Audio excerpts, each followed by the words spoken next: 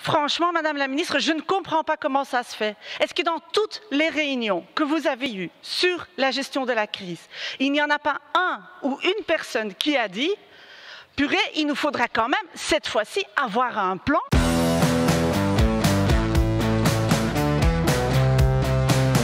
Madame la Ministre, quel chaos, hein? Après la saga des masques, la saga des tests, nous voilà dans le sketch du retour des vacances. Parce que qu'est-ce qui se passe? Le 4 juillet, 2 régions sont reconfinées en Espagne et on se dit il doit y avoir un plan. Parce que si on a bien appris quelque chose, c'est que l'épidémie, elle a démarré dans notre pays par le retour des voyageurs de ski et qu'on n'avait pas bien géré. Et si on avait pu mieux gérer, peut-être on n'en serait pas arrivé là. Et donc on se dit qu'il doit y avoir un plan. Depuis le 15 juin, les frontières sont ouvertes, un plan par rapport aux gens qui reviennent éventuellement de zones à risque et un plan qui indique clairement aux gens s'ils peuvent partir en vacances ou pas. Mais qu'est-ce qu'on constate? Il n'y a pas de plan. Il n'y a pas de plan et...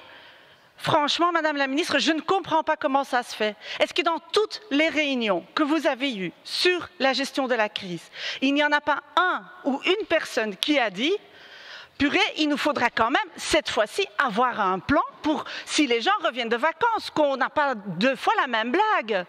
Ben, apparemment, non. Il n'y avait pas de plan. Mais c'est pire encore, Madame la Ministre, parce que depuis le 3 juin, et je le dis clairement, depuis le 3 juin et pas le 24 juin, comme Madame de Bloch a encore essayé de nous faire croire ce mardi en commission de santé, il y avait le rapport du GES. Vous vous êtes fait entourer par des experts qui ont dû faire des rapports pour vous conseiller comment déconfiner le pays.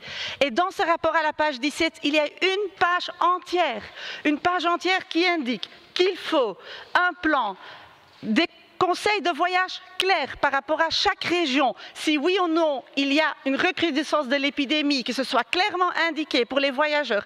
Il faut aussi prévoir une quarantaine éventuellement pour les gens qui reviendraient de régions où il y a une recrudescence de l'épidémie. Donc voilà, ma question est très claire. Pourquoi, Madame la Ministre, vous n'avez rien fait?